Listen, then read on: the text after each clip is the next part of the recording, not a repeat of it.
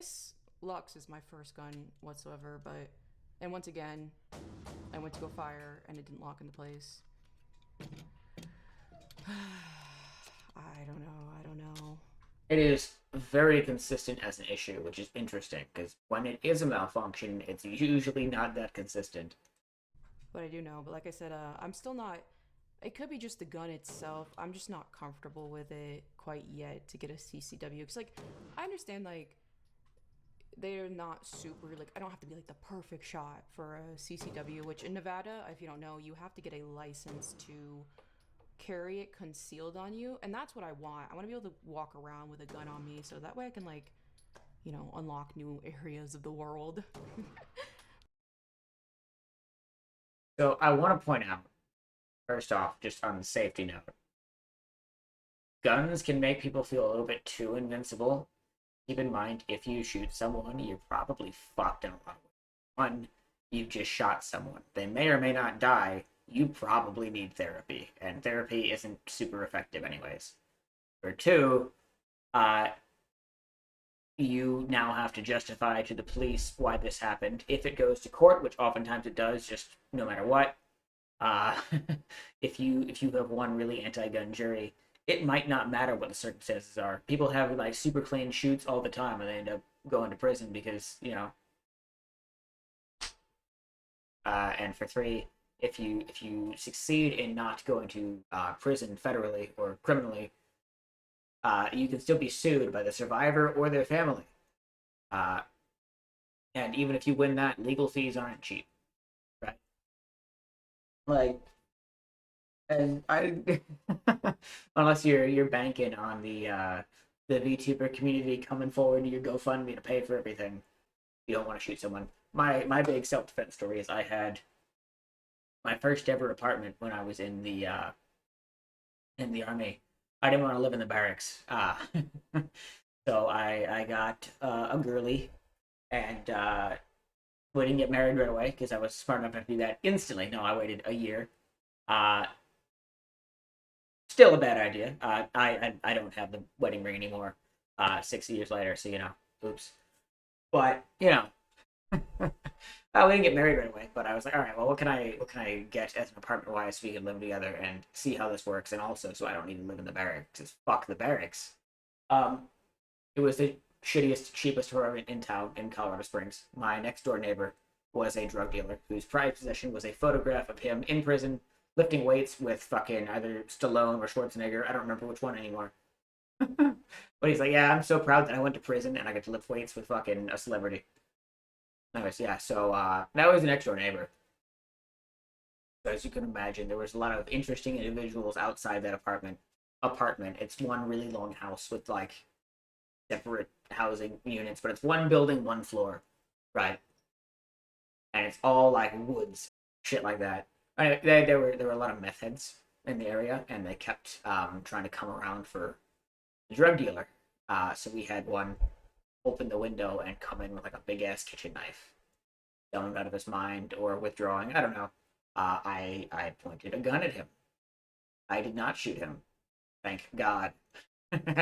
He got real sober real fast and he ran away, which is good. I let him. I didn't even call the cops. Like, all right, well that's over, and I just closed the window again, and I remembered to lock it after that.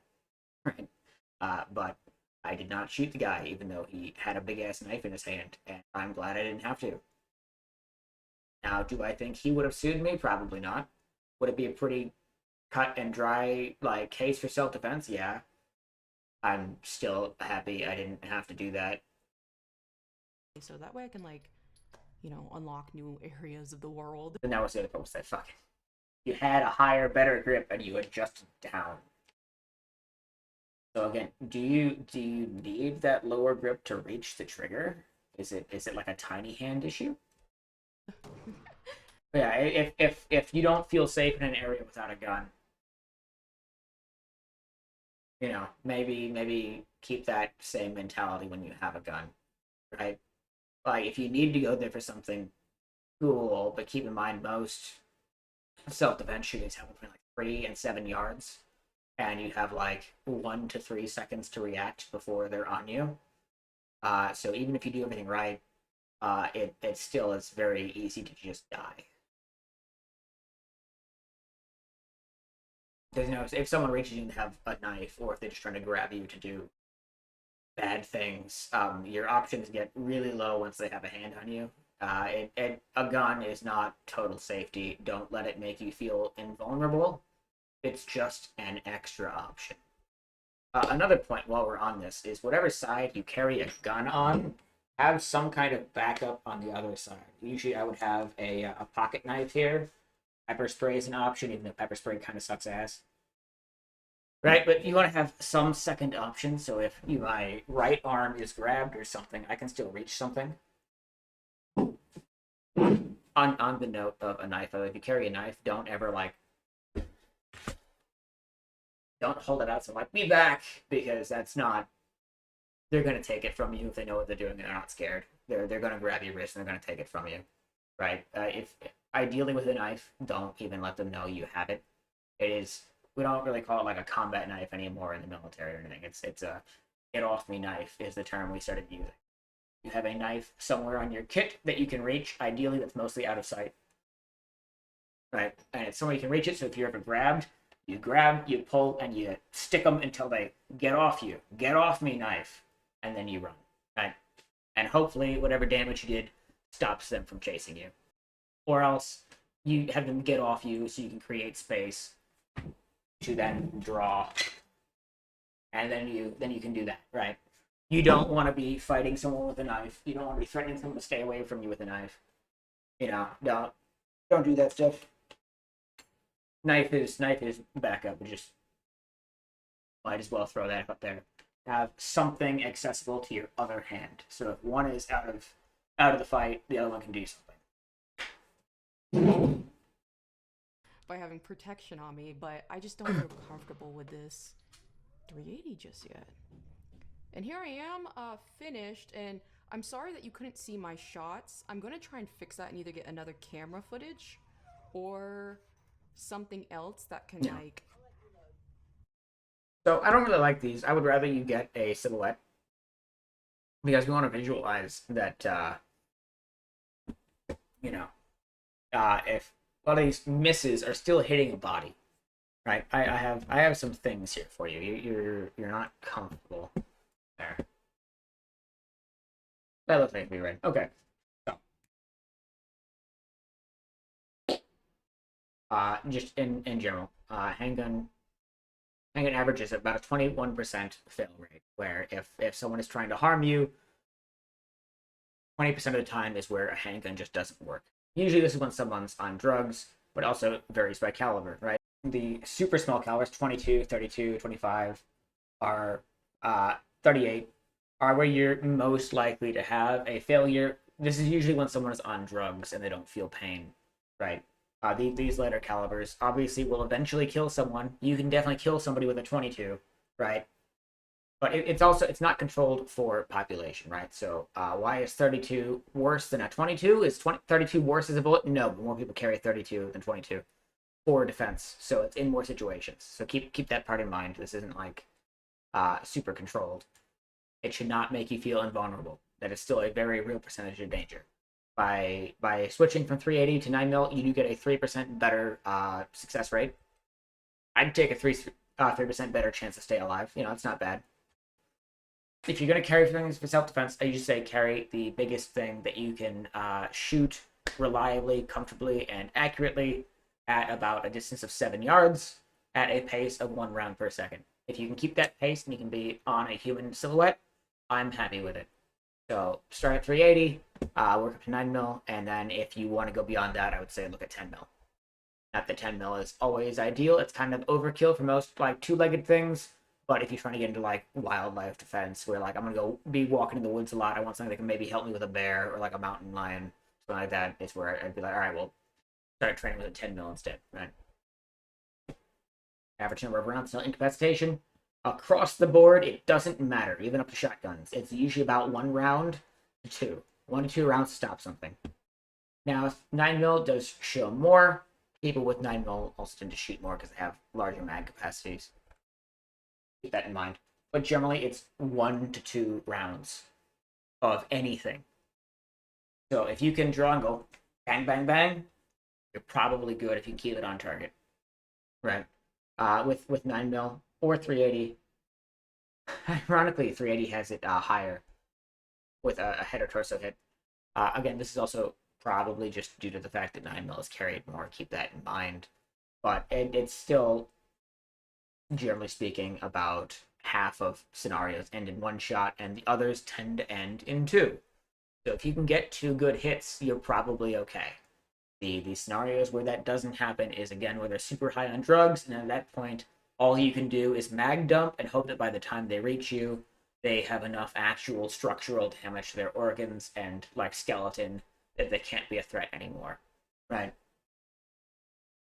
That's where you can get into some of the crazier stuff, like, being able to put your leg up to create space so someone can't reach you, or something like that. That's where you get into the really crazy, fucking astronomically kind of rare scenarios of this person is determined to kill you no matter fucking what, and until they're dead, they're gonna keep trying to kill you. But that's not really what you need to expect, but it is something you should kind of be able to train for.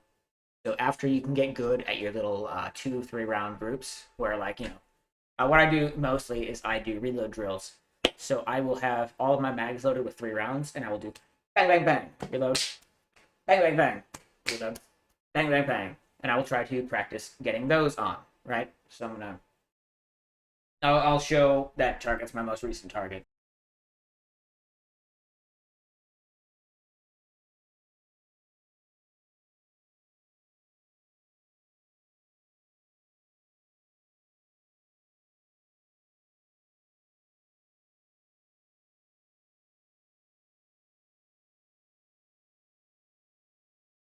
The T box on the face, basically eye to eye and down the nose. Mm-hmm. And you have what's called the kill box on the chest, right about there. 1 to 3 shots will just drop someone. Something like over here to the around the ear is not going to do that. You get like gut or anything.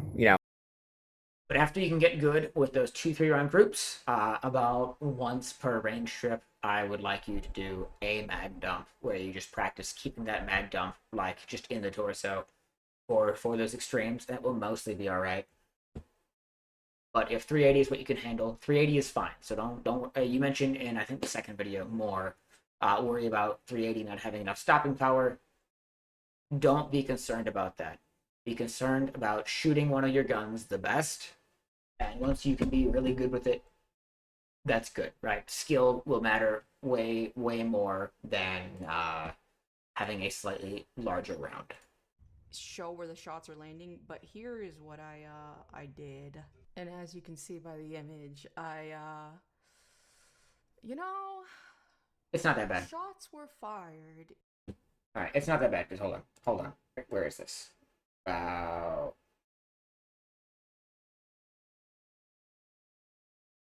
Use my shitty drawing, but like, there's your human torso, right? And once you go to this is missing this little bullseye, but all these rounds, that's like the heart, right? It's everything below this line that is really bad, because gut shots don't do too much. The gut, the lower intestines, are where someone could take a whole magazine and keep going, right? This is a trap. Don't shoot here. People say center mass. This is not center mass. Center mass is like up here. This is great if this is all you can hit, but they're going to be coming at you for a while, because everything here takes a long time to kill, because you're trying to make someone bleed out. That's not ideal. But these up here in the lungs are good. The head is obviously good. You want that upper torso and the head is what you want. So hold on. So you have your zoom. Damn it. That's a little better. Anyways, so you have your T box, which is eye to eye and down to the bottom of the nose, which is that instant off switch in the brain. And you have your kill box. This is actually a bit wider than I would do it. What I do is, when I take someone to the range with a torso target, I put an index card vertically on their chest, right here. And I say, aim for this. And that is the target I give them. I say, shoot for this and try to hit this and try to just drill through that. right? Which is about one of these, right? I would call this, shots. I would call this your kill box, put on the chest. If you miss, you're still in the lungs, right? Is the idea. So you aim small, miss small. Those misses are still in the lungs. They're still going to relatively quickly incapacitate someone. If you shoot a little bit high, then you're still going into the throat and the the neck, the spine, and then the kill box. The kill box up here is like the holy grail. If you can hit that, awesome. It's easy, relatively, to actually hit in a fight. Get a silhouette target, put an index card there. That index card is your real target, all right? And that would make this look a lot better than that. This target is great if you're doing precision training with like a rifle to like become like really a better marksman, but it is not great for like actual self-defense. Obviously, if you can get really good in this, that's going to help in self-defense, because if you have those super tight groupings, that's cool and all, but that's not necessarily the same thing, right? And people worry about like doing this and think, oh wow, now I look like, especially for YouTube, I guess you might be afraid that if you did this, you look a little bit too violent. If you don't want that, get a fucking zombie target. I instantly endorse this. This looks awesome. You have a little brain-sized target there, the battery, the henshin, and yeah, all right. By the way, why is there this this third vital box down here on like the dick? The pelvic girdle. If you put a round through that, people can't stand anymore. So this is your primary target if someone is wearing body armor and a helmet, is down here. You shoot them in the hips, and that's your next best target if you don't think you can get through their body armor, basically. But if you don't want something like this, because oh no, I look like I'm like being too violent, you can get zombie targets that still are a human silhouette, but it's a zombie. It's a bit more cartoony, and that might feel more comfortable. I think we're done here. Fired. Yeah. Then we have part 2. That's Good morning, nice. you guys. I regret to inform you, I have unfortunately purchased another firearm. That's fantastic. I know, like yes. I'm kind of brand new to this topic, to say the least. But anyway, here is my very first gun. This is the P365 TAC Lux, and I have been struggling with it. If you guys have seen my range, I think I skipped a part of it. She mentioned thinking the gun was controversial. So there is a big controversy with SIG right now, and the P320, also known as the M17, which they licensed for the Army. It does have issues. The issue is... Cool. Alright. So the issue with the 320 is, see how this slide doesn't really move at all? The slide doesn't move. There's no wiggle, there's no play, there's no slop. The 320 has a lot of slop in the slide. So what happens is, if you pull the trigger about this much, about this much, and then the slide wiggles the right way, it will disengage the sear and send the firing pin forward, firing around, uncommanded, right? And it's a little tug on the trigger, not as much as it should be, plus the slop in the slide causing the issue. Now, people like to defend this. This is where the controversy comes from, because it should be unacceptable. But people defend this and say it's okay because you're still manipulating the trigger. Except you're not, because as guns get dirty, especially trigger well, most people don't know how to take a gun apart well enough to actually get into the trigger well and clean. They don't. Most people, they clean the slide assembly a little bit, and that's about it. What the most person does. Okay? And in the Army, they're definitely not letting people take fucking, like, trigger assemblies apart. But as a gun gets dirty and gunk and dirt gets up there in that trigger assembly and gets in this part, the trigger will slowly walk back a few degrees to about there. And that's just neutral. And that's normal, and in most guns, that's fine. In the 320, this is not fine. That's the issue with the 320. There is no issue with the 365. This is not a controversial gun. This is like the most popular carry gun in America, especially with women. Range logs, stuff like that. I've been kind of struggling with it. Is it the 380 ammunition? I don't know. Okay, so all I ask is just be a little like, okay, it's again, like this is gonna be copium. This is gonna be full copium, this entire video of like why I'm like, guys, I had to buy this new gun. But anyway. That's fine. So this is a 380. And I think I don't like how the 380 just feels. I don't know why, but it's just, I think it's a little too snappy for me. I have a second gun, I'll show it in a second. And I think it's just a little too snappy for me to feel truly comfortable in this being an EDC. I recently got my CCW. Well, I didn't get it. Okay, so I passed the class. I passed the class and all that last weekend. And so I'm kind of like getting ready to, like, you know, get an everyday carry gun, which that's what an EDC, whoopsie, means. Whoopsie. Everyday carry. So I thought this was gonna be it, but then when I started to shoot it, I wasn't a huge fan of it. But it is a very pretty gun. It has here's the magazine. I believe it says 12. I thought it was a little bit more than that, but I think it might only be 12, which is kind of on the lower side technically. Oh, just to show that there's like completely nothing in it, like here. You can see there, if you guys are new to guns, right here, that's the magazine I just took out. And you can see this is where you put the ammunition, the bullets and stuff like that, but there's none. And you can also see down... Yes, good. This is gonna be weird. Hold on. There we go. You can see down the barrel that there's no bullet in the chamber, so this is completely empty. It's free to Yeah. So you're definitely not supposed to look down the barrel. I understand. You're off to the side, so you didn't like point at your own eye. It's a camera, so who cares? A little uncomfortable staring down a barrel, anyways. But I understand it's okay, right? I'm not gonna get on you about that. I have this thing about, again, gun autism. People not understanding the safety rules. Right. The whole muzzle thing. Dry fire is not muzzle awareness. You're pointing your gun at things you don't want to destroy. Right? Dry fire definitely isn't treating the gun like it's always loaded. You're dry firing, you know it's empty. Fucking finger off the trigger. How do you take a gun apart otherwise? Also, again, dry fire. How about blank fire training in the military, where you load your guns with blanks and shoot each other? You need to have common sense and be a fucking adult and not rigidly follow rules like they were ordained by God.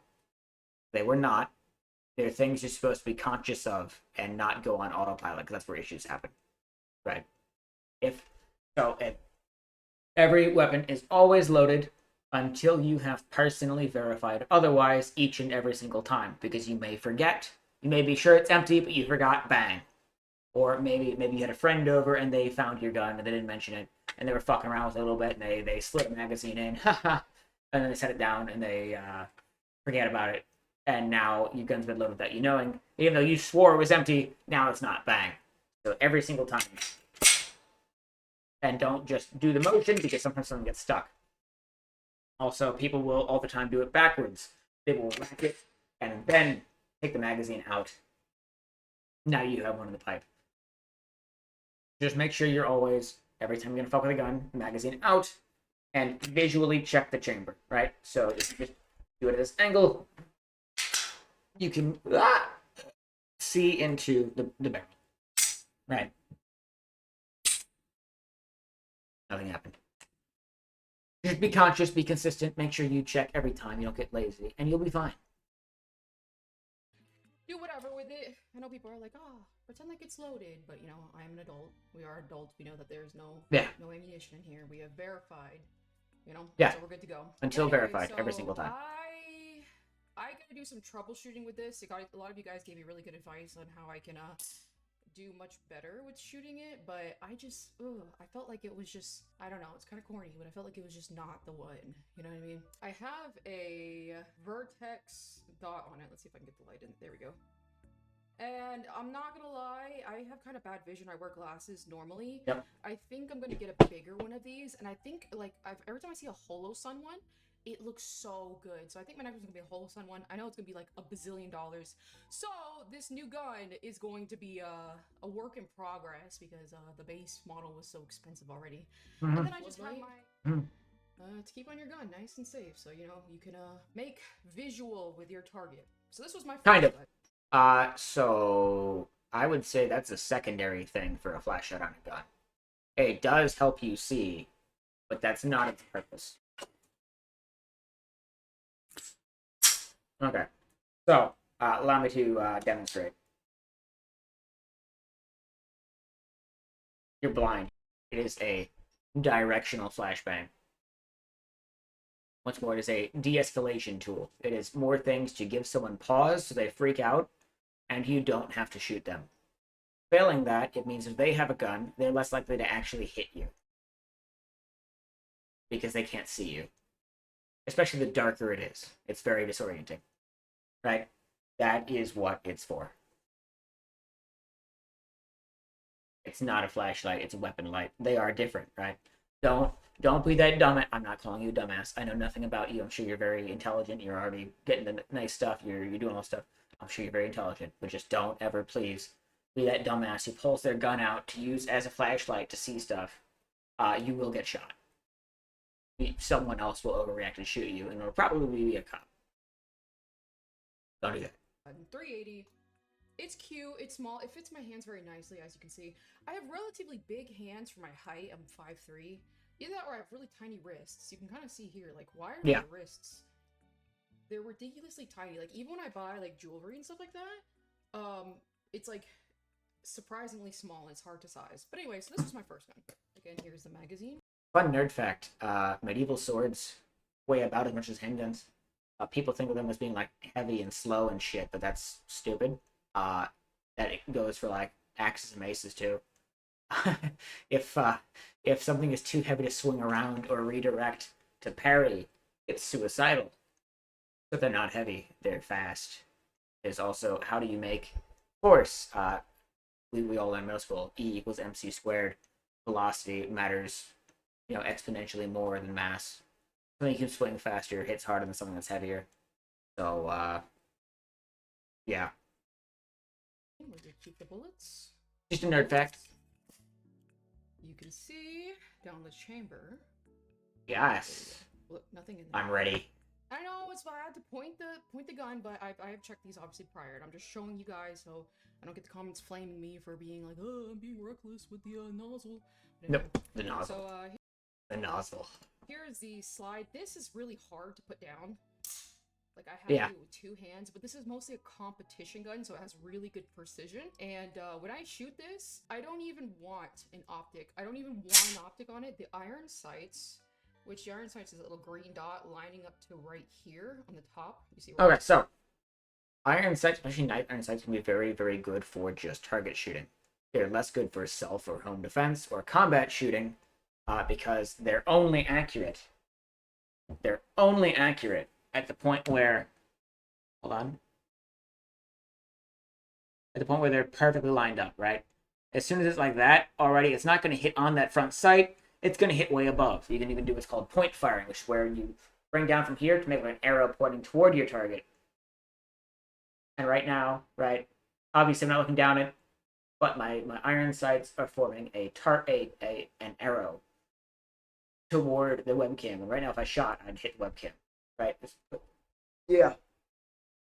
So after you get a little used to it, you can point fire that way by like making an arrow. You can get good at like that kind of combat shooting. But in combat, when things are moving quickly, it can be very hard to make sure you have the iron sights properly lined up and found. Unless you train a lot to where you can punch out like I can, and I'm already down the sights. Right? After you practice, sure, you can get there, but it takes a lot more practice. And if you're panicking, it's harder. Whereas if you have a red dot, the red dot is where you will hit. If I do this and I move the gun around, right? The red dot, even when you aren't super lined up right there on the corner, that's still where it's going to hit. So it's a lot easier to track in the heat of the moment in combat. Also, if you're worried about, well, I can't see the dot so well, that ring around it is your CQC dot. Right, that ring around it is your close quarters combat reticle. That whole ring.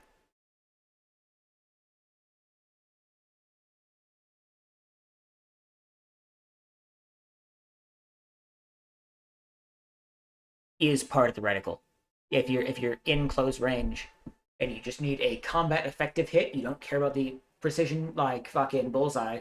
You just put that ring on someone and you squeeze. So the point of the red dot is to be a very fast acquisition thing. You can shoot from awkward angles. You can shoot like this. I can make it work in all of these, right? It's easier to shoot awkwardly. It's easier to shoot in a panic. It's easier to track a moving target. It's for all of these things. It's easier to shoot while you're moving. That's the benefit of a red dot. It's not necessarily precision. Fingers. That's gonna be like where your gun's gonna fire. That is just so accurate, and this gun is so smooth. I don't even want an optic on it, so I think I'm just gonna keep it like this, and this is kind of be like my home defense gun, just because it's so trustworthy. Was that Yomi? I think my cat might be stuck in the closet. Give me a second.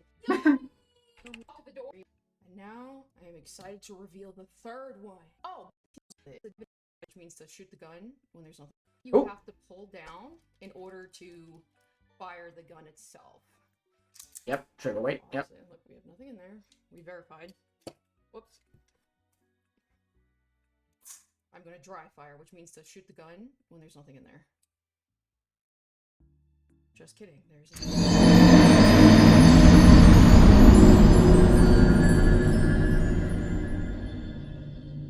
Just kidding. There's a safety. There's a safety on this gun. Oh god, I can feel the comments already. It's over. It's over, yeah. That's why a lot of modern pistols, like this one, your 365, don't come with safeties anymore. They're kind of a crutch. A lot of the negligent discharges in history came because I thought the safety was on. People rely on it and they stop being presently conscious, and then issues happen. First off, their reliability, they cause more issues and they tend to stop. This does not apply to rifles, right? The reason why, hold on, a safety is totally valid on a rifle. Totally valid on a rifle. It's unsafe. Why is it unsafe? Because if I want to throw it to the side and draw a pistol, I don't want this to catch on something and pull the trigger by accident because it's hanging freely. Pistols hide in a holster. That's different. I don't have that pistol on me anymore.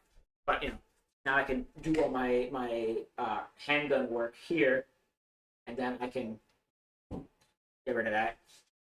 And then I can go back to the rifle and flip the safety.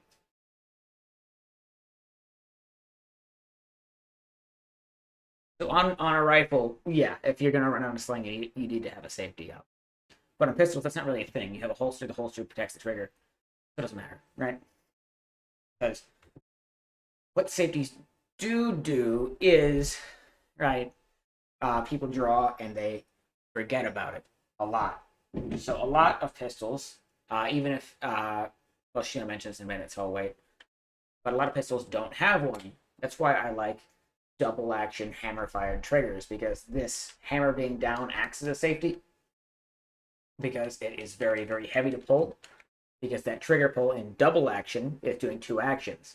It's the first action is dropping the hammer and getting out of the way. The second action is cocking the hammer, so I have to pull the trigger hard enough to pull the hammer back. That's quite hard, even though in this gun I have replaced the hammer spring to make the entire hammer lighter, which just make this double action lighter. It is still far too heavy to ever pull by accident, right? You're never going to do that by mistake, like holstering or something. So it acts as a safety, but if you're in a panic, right, you can still, right? Right? And you just fire, and then when you fire, the slide goes back, like you've seen with your pistol, and it kicks the hammer back for you, and now the hammer's back, and now you can fire again. And those other follow-up shots are nice and crisp and light, and easy to be accurate and fast. So it's just that first shot you need to squeeze off right away. Usually that ends the engagement, as we went over before, but now if it's not over and they are still shooting, now is when I can make those follow-up shots, right? And that's when they're crisper, they can be more accurate. The first shot is mostly just get the fuck away from me, and hopefully that makes them disengage anyway. So safeties are kind of going away. They're only really on like modern military pistols now, because a lot of military contracts require one, because the military is always 10 steps behind culturally. Like they'll catch up eventually, I'm sure. Because people tend to get a panic, because again, most times you're doing self-defense, the person is already almost in stabbing range, right? They're already close, they're already threatening you, they're scary, you're freaked out, you fear for your life, otherwise you can't draw anyways. So you think you're going to die. That's what fearing for your life means. You believe you are going to die. You're in a panic. And now you have to draw. And if you forget that safety... Hold on. If you now forget this safety, because this gun has a safety, My gun is useless. Oh no! And in that moment of oh shit, why isn't it firing? I'm already dead. That's over. That's already more time than the average self-defense scenario lasts. You're dead. Your gun killed you. Right? The way that this works is I don't have a holster for this gun on me. I can kind of drop it in this one. It doesn't lock, right? But right, I can. The way it works is you have to train to, as you're rotating, you keep your thumb pointed at the target at all times. So you're my target. My thumb's pointed at you. As the gun rotates up, it sweeps past into place, be that stays pointed, and now I can fire. Right? That is how you train that, and you do need to train a lot more if you're going to run a safety on a gun, because you will fucking die otherwise. You need to remember that. It needs to be muscle memory. If you don't drill that into yourself, you will forget, and you won't have time to adjust. You'll just be dead. Oh, there's a safety. Okay, so in my defense, there is no safety on this gun. This was my first gun. This is the one I used the most. Because that's a carry gun. There's no safety, so like I forgot there was a safety. Yeah. This gun is intended for carry, so it's optimized for carry. This is a competition/military pistol. It has a safety there, so that when you're doing your competition shoots, you're bang, bang, bang. A third round is open, right? You've done the 3 rounds at your target. You are not allowed to transition without the gun on safe. So you kick the gun on safe for the competition rules, holster, move, draw, kick, fire. Right, it's a competition gun. The safety's there for competition rules. I don't know for sure. I think all guns with a hammer have a safety? I don't know. Let me know in the comments, though. This one has a decocker instead. So if I pull this, it decocks the hammer. And that's how much pressure you have to put to shoot the gun. And you can adjust it to make it a little bit more gentle. And that helps you with, I think, like how smooth you fire. This one has, I believe, what they kind of call it is a door stop. I'm not a fan of that. I don't know really how to explain it. But whenever I fire this one, I have to press so much harder. I think this is a 4.5 to 5 pound. So on a double action, like I said, you have that really heavy first pull in double action mode to cock the hammer. Then this fires, that makes the slide go back, that kicks the hammer down. Now it's there. Now you're in single action mode, so it's really light trigger after that, right? Whereas on a striker fired, there is no hammer. Instead, you have a middle ground. You have somewhere in the middle for every single shot, which is supposed to be heavy enough that you don't pull it by accident, because again, no safety. Heavy enough you don't pull it on accident, but light enough you can still shoot accurately. It's got to be a middle ground. So some people like that in striker fires because it means it's always a very consistent pull. You never have to learn that adjustment. I've never had an issue there. I am very much a fan of hammer-fired pistols. I will always pick a hammer-fired pistol over a striker. Now, I will say the reason why people have moved to striker-fired pistols is the claim is that when drawing, the hammer will get stuck on your clothes somehow. I can kind of see that if it's the old 1911 days where 1911s are single action, meaning the trigger drops the hammer, but it doesn't have the double action mode where it can cock the hammer. So you need to do that manually. So the way you carry, because you're not going to have time to fucking do that, the way you carry is already... This is the closest I have to a 1911, right? So you carry like this and like that, cocked and locked. Right? 1911, so it's back. I could maybe see how that would catch on something somehow. It maybe be possible to catch on the fucking slide. I'm not convinced that's actually possible because it's so smooth. And I'm pretty sure it'll still fire. Oops, turn the safety off.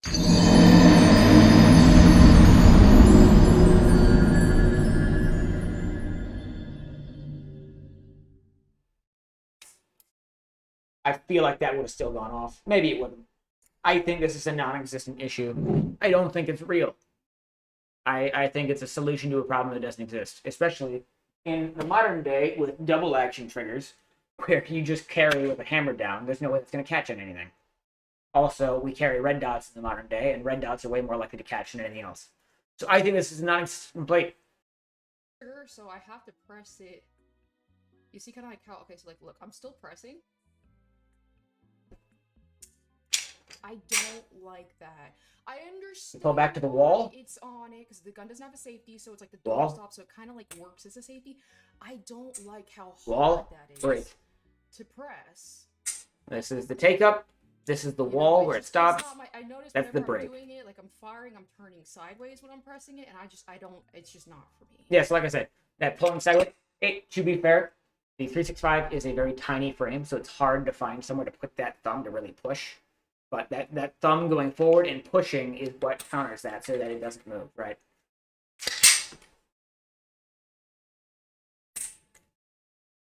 It's the grip. Now, you have a very tiny gun. There's not much space for that, especially if you don't wear gloves, because you can't be on the moving slide. If you have gloves, you can kind of just let it slide against it. But you have this. My buddy's 365, I put my thumb right there in that little indentation between the light and the frame. I find that works fine. And you push against it with your thumb. And that counters that. Especially, again, you rotate your arm inward, and that engages the actual muscles of your arm and your shoulders and everything. You know what I mean? Maybe it can be for me if I get used to it. I don't know. I haven't even decided the outcome of this gun because I'm kind of replacing this gun with my new one. So, yeah. Let me show you the new one. Oh, frick, where'd it go? All right, if you're a big sweat, if you're a big military sweat, you already know right away. It's a staccato. Staccato. Oh, God. I have YouTube Premium. I just didn't want anything crazy to pop up. So I'm gonna have a fucking private tab just for ultimate safety, doing the whole online thing. And yeah.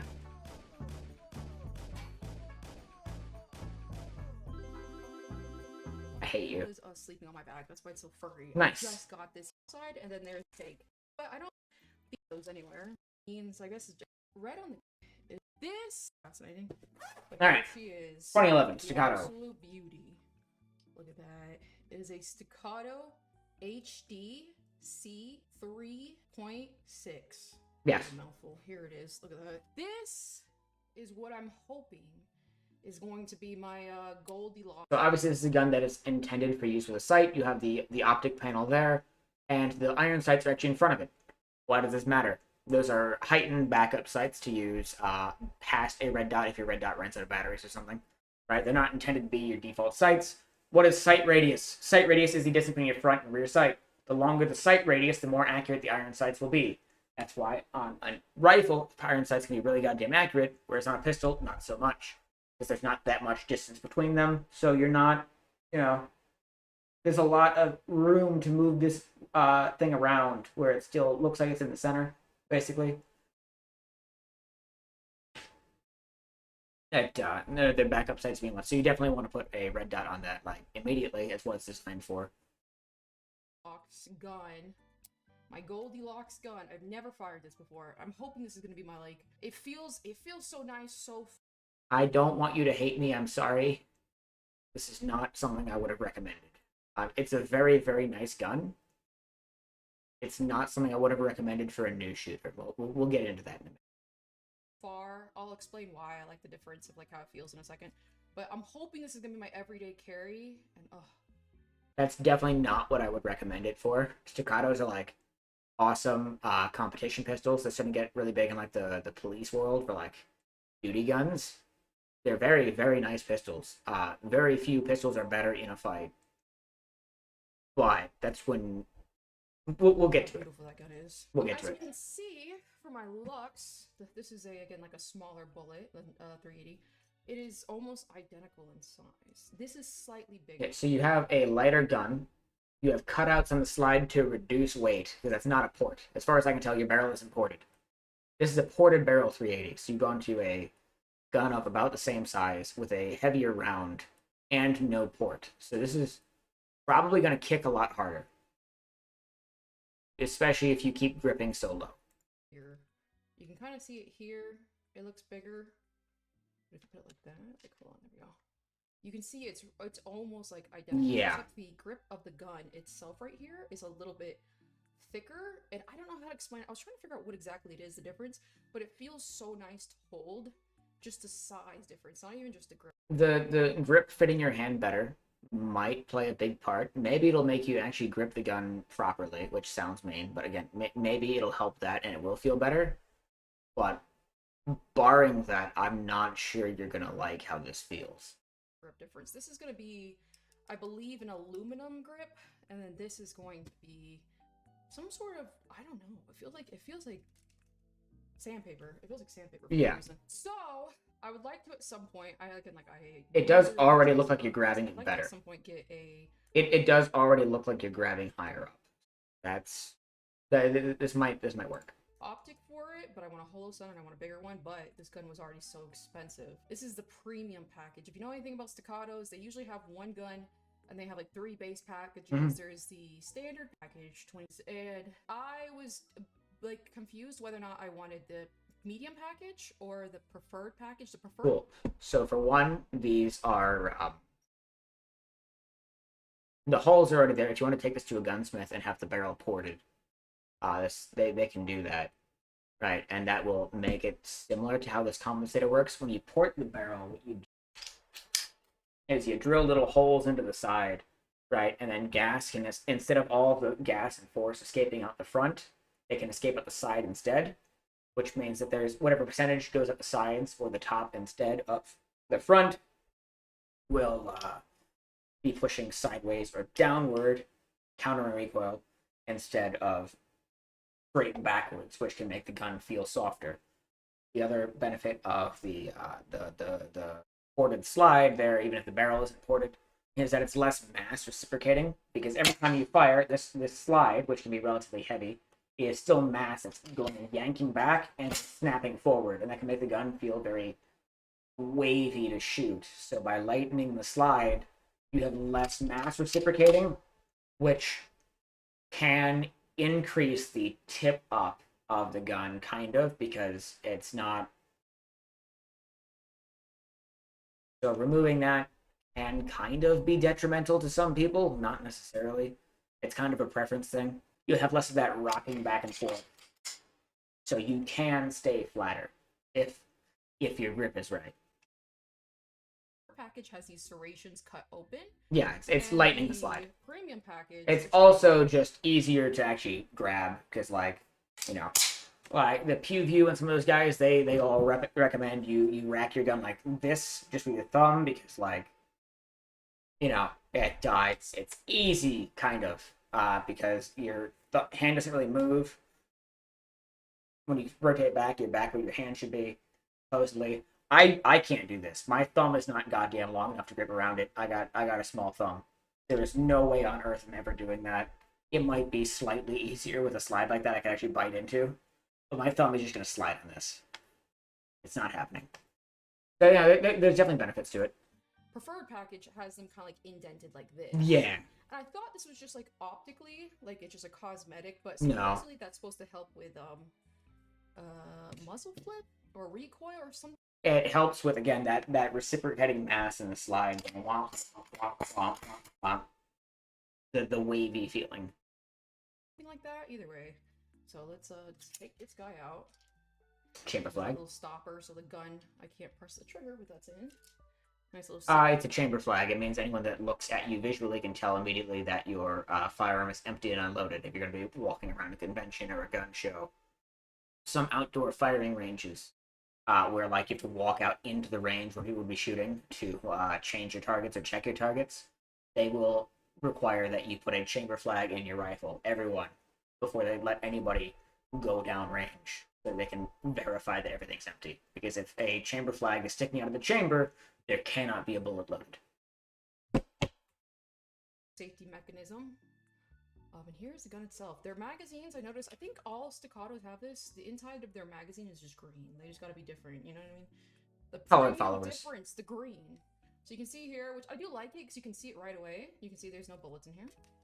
And then you can see right there, look at that, no bullets. You don't have to sit here and like, okay, well, yeah, it's really straightforward. And obviously there's nothing in the chamber. Let's check down the camera, look at that. Nothing in the chamber because I've not fired it or anything yet. But this gun, like I said, I want it to be an everyday carry. It has a safety. And yes. I'm not gonna lie. And it's single action only because it's a 2011, which is a 1911 brought into the 20th century. So everything I just said about how we don't carry like that anymore goes out the window.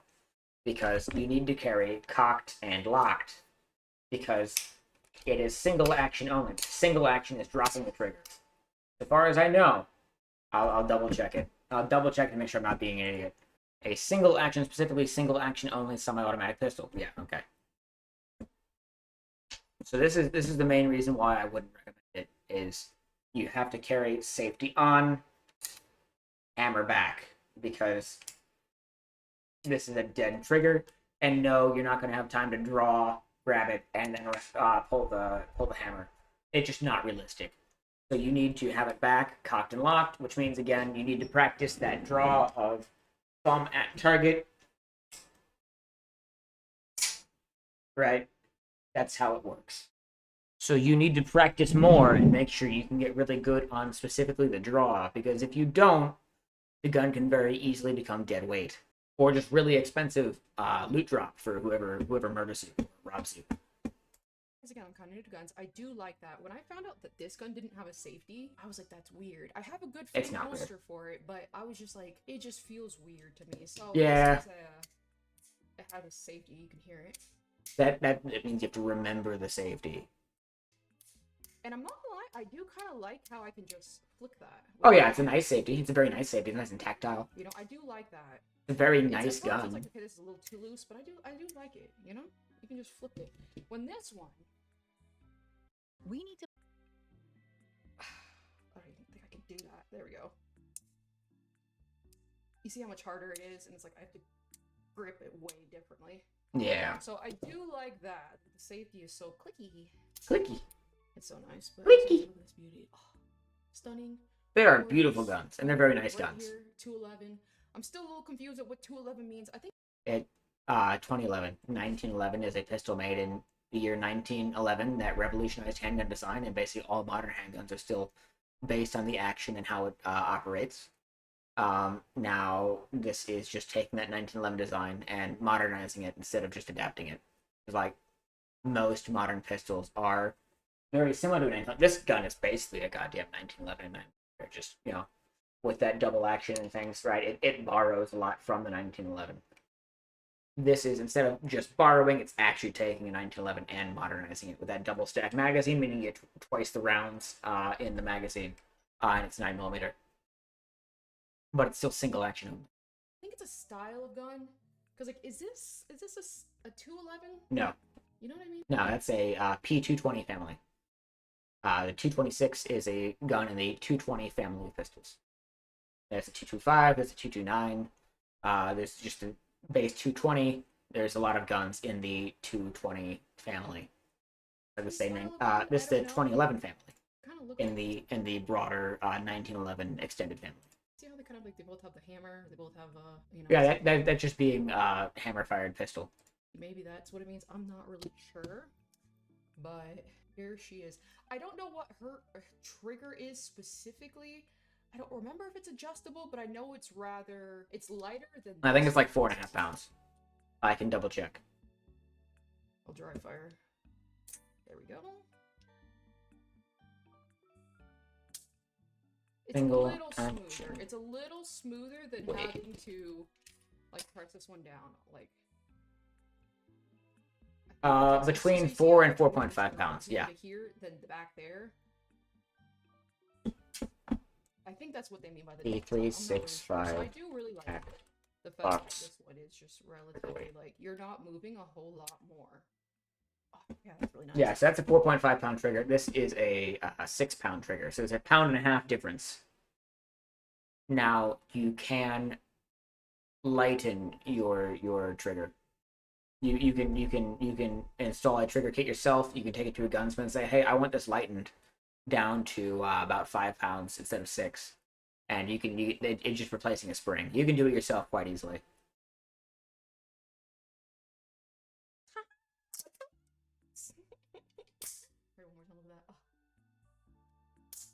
See, it's just so much smoother. You know what I mean?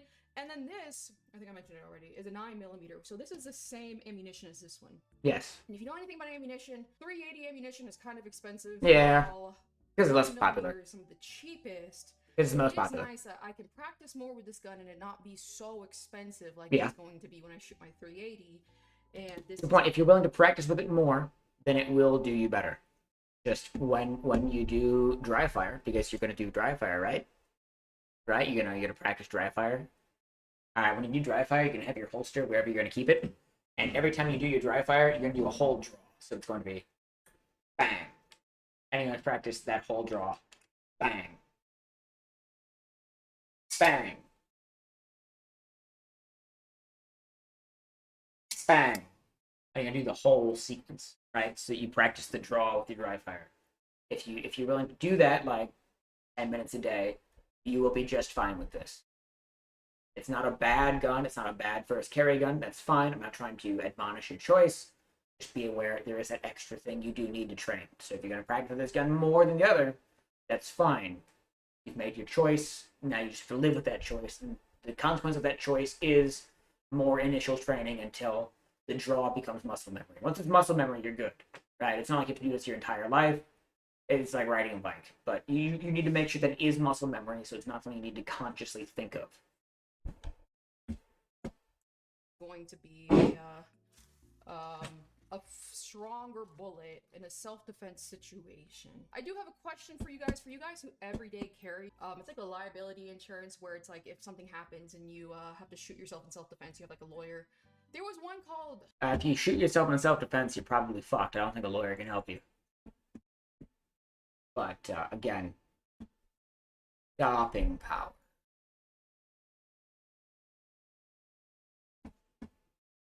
Stopping power. 380 and 9mm. Yeah. Yes, a 9mm is more powerful. They both do almost the same thing to a person. The bigger difference is range. If you're in range enough to hit, both of them will do very similar, and 1 to 2 is still enough. The difference is that higher velocity of a 9mm means it's more accurate at range, so the round stays stable, so if you need to take an extended shot. Like that dude at the mall who fucking drew his Glock and dropped a mass shooter coming out of the bathroom from fucking, 40 yards away? That would be very, very hard to do with a 380. It's still hard to do with 9mm. But, he pulled it off. And a 380, it becomes not just a matter of skill, it becomes luck. Is the bullet going to go where I want it to? Maybe, right? That's where that caliber difference is starting to come in, is that those extended range encounters. U.S. Shield or Law Shield? I think Yeah. it's Law Shield. So I've used Law Shield. They're awesome. I currently use Attorneys on Retainer or Attorneys for Freedom, depending on which part of the website you look at. The name changes. Yeah, they're cool. They're very cool. So, like I said, you can generally expect if you get into a self-defense shooting, someone will try to sue you. Because it only costs about $200 to sue somebody in the US, and if they win, they won the lottery. So it doesn't really matter, right? So they're gonna try if they survive. Their family is gonna try if they don't survive, and they're gonna try and get whatever they can out of you. And they're also probably gonna hope that you just settle because you don't want to pay the legal fees, and they just get a payday, right? If you have someone here to pay that for you, that's really, really big. The other part is, especially Law Shield, I think Attorneys for Freedom has it too. They just gave me a better deal because I got a discount. So it's a little bit cheaper. It's like $30 a month as opposed to like 40. But the Law Shield guys, you get a firearms attorney specialized for your state on speed dial. You can call anytime for anything. If there's a new gun law and you don't know how it affects you, you can just ring it and they will answer you. Again, I don't use Law Shield anymore. I'm not sponsored by anybody. No one's paying me. I don't make any money off of this. I have no money to begin with. I'm a recently divorced dad. I have no money. I have guns. I don't have money. I'm probably about to sell half of these. Don't ban me, YouTube. I'm not selling them here. But I am not money incentivized. Nobody is paying me. Don't call me a shill, please. But I would absolutely recommend either of those. It's peace of mind. It's nice to have. Hopefully you never need it, just like hopefully you never need the gun. But if you do, I would sure want to have it. And the other thing is they give you that lawyer on fucking speed dial. So if you ever do shoot someone while you're waiting for the cops to arrive, you pull up the response card on the app on your phone, and it gives you a card you can present to police that says all the things about your rights. It gives you instructions on what to do, and you get immediately connected to a lawyer that can speak to the cops for you, so you don't say anything, you don't accidentally incriminate yourself. It keeps you safe, it keeps you protected. It's just helpful. Now I will say, just don't go with USCCA. They are also another company. I've heard very bad things from them. I've heard multiple instances of them refusing to cover people because of random loopholes. Whereas Law Shield and Armed Attorneys or Attorneys for Freedom, they've both been pretty good, and everyone I've ever heard using it. So I would go with one of those two. As for which one to go with, I mean, I kind of like Law Shield better, honestly. But again, personally, I want the other one right now because I got a discount code and it's a little bit cheaper. So Shield. I was thinking about getting. I think whatever I carry for sure, I'm gonna get that. But I do wonder which ones you guys have and how do you like that. But yeah, this gun just it feels so nice, and I don't know if this is done intentionally, but like when I put my finger right here, it kind of gets flush right here, and it feels nice. Like yes, it feels like it's like indented just a tiny bit it right is. here, which is really nice.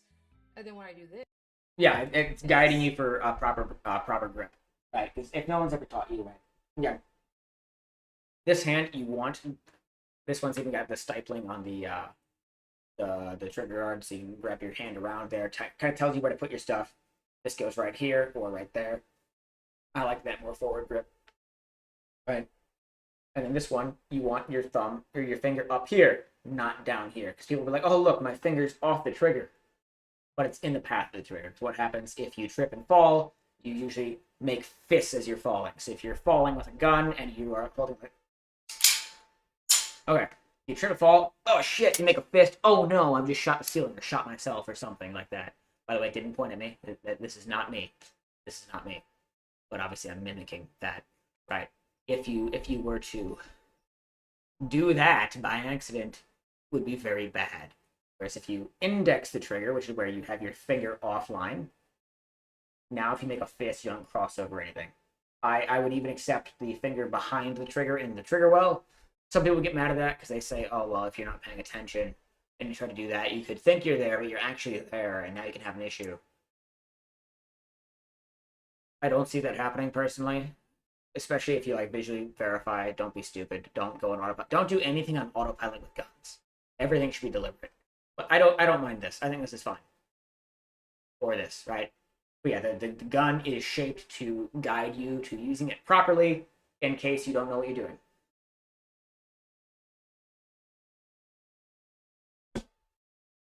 it also indents. Like I'm trying to show you. See how Yes. it has like a little indent Yes. versus right here. It like Yes. slides in. Yes. I just feel like it's a little bit more. I always thought that I was God too young damn to get Metamucil, but as I got older, my body just felt sluggish, out of rhythm. Comfortable like this. A 19-minute video, it's in like 6 This ads. is a beauty. This is a beauty. It is. Star, because like Star's Yes. my favorite thing. So that's my new gun. Here soon I'm going to do a range vlog shooting both of these. I look Possibly very because forward to this. They're so similar. I do eventually, like I said, I want to get a light. There is a big light I found that I want to get. It's like $300. Oh god. If I were you, I would very much see into getting that barrel ported in. I'd speak to your local gunsmiths and see who's willing to port the barrel and bleed off some recoil for you, because a gun that small, when you already struggled with a ported 380, is going to be interesting. A better grip will probably do half the work for you, but I would still see how much a local gunsmith will charge to port the barrel. Probably do it for like $100, you know, just a couple holes drilled in like specific spots, and that will reduce something like 20% of recoil, and it'll help you out. I would definitely look into porting that barrel. Now keep in mind, if you port the barrel, it gets a lot louder, and that is muzzle blast coming out of the sides. So if your hands are not where they should be, or if you are like firing against your body, it can burn you. If you're in that kind of scenario where you need to shoot like that, I don't think we really care about getting burned. I think it's worth it because we're trying not to die. But keep in mind, if you have a port in the side of your barrel or right here, and you were to like fire right here, you might burn your face a bit. Right? So be careful. But I would probably recommend the port. People at the range with you might not enjoy it because it does make it a lot louder. Because, you know, the gases are coming out sideways towards people, and that gas is the noise, that expanding gas is the explosion. So it's going to be louder. But again, that recoil reduction I think might be important for you until you start getting a lot more comfortable with your fire. Give me like 2 more months to save up for that. Where it'll make the gun even heavier, which is gonna stop the recoil. Because what I didn't know, I thought a Yeah. lighter gun would mean less recoil because it's so small, it's so dainty. But in reality, Again, like I said, everyone tries to sell the petite girl the tiny snub-nosed tank revolver, and that is evil. That is an evil thing to do, and anyone that ever tries to do that to you, any girl that watches this, if you ever go into a gun shop or a gun store and they like try to point towards the tiny little dainty like revolvers or whatever, leave, because they're scamming you. heavier gun. They're being extremely sexist, and they're saying that girl's never gonna shoot ever. She just wants a gun to have a gun, right? So they're taking advantage of you. Just don't. Keeps the gun in place when the Yeah. bullets fire. Yeah, a heavy flashlight can help. Flashlights aren't that heavy. Again, the main use is that deterrent and that dazzling or blinding factor. It's a directional flashbang, right? So it's better to have a heavier gun. So I'm gonna be getting a light on that at some point, and that Holosun optic. I'm not sure which Holosun, but I'll get one of them. You know. But either way, thank you guys for watching. Let's see which one would I recommend. Yeah, yeah, that's that. There we go. Yeah, something like that. The 407C with the backup solar charging and everything. I find them to be quite nice reticles. Very, very crisp. Now keep in mind you need to know what footprint your gun is. Because the optic footprints under that plate are not all the same. So just to make sure you're good before you buy something you can't mount, because people do that a lot. Let's see. Hybrid optic technology, mounting system rather than a single direct cut thing. Limited standard dots by using dedicated adapter spacer plates. Interesting. So you need a host footprint plate, and then it goes on that. Okay, yeah, that's gonna be fun. You're gonna have to definitely do your own research and make sure you get the right plate then, and that the you can put basically anything on it as long as you get the right plates. That's good. I would recommend a like a 407C or a 508T, something like that. But yeah, just a Holosun. They're relatively cheap and they're quite crisp reticles. I'd grab yourself one of the Holosuns. Yes, either a C or K series. K, by the way, is just like the subcompact size. So C is compact, K is subcompact. So if you see a K at the end of a sight, it's smaller and it usually needs its own type of mount. Yeah, that's basically everything. Yeah, thank you for allowing me to react to this. Thank you for the entertaining content. I've really enjoyed watching this. I look forward to seeing what comes next and how you improve. And I really hope I don't seem like a dick. I have over 2 hours of recording here, so might have rambled a bit much. I'm going to try to chop it down. But yeah, I kind of also use this as an excuse to cover all the things I covered in my previous video that YouTube murdered. So there's a little bit of extra stuff that maybe I wouldn't have gone into otherwise. Make sure I got through it all. Because this is kind of taking the place of that original video where I didn't sit and watch the whole video, because I better do that later, but I did respond to many of your points from it and try to like incorporate them. I had a little like tag in the description. But now we got a full reaction video. I still feel kind of parasitic about it. Hopefully it goes over well with whoever does watch it, if anybody does. Chances are no one will, but you know, whatever. It's fun to make. It's fun to talk about. And worst case, next time a friend is like, I want to get into guns, I can say, all right, watch this video because this person was new to guns. And I watched their thing. I responded to it, and they got all that. And then the friend can watch it, and it saves me sitting down forever because I can't always just sit down for 2 hours. So it's nice to be able to throw this at people in the future. And that's really what my channel is for. It's mostly just my own friends. Like, hey, I want you to see this thing, this video game I'm playing, or whatever.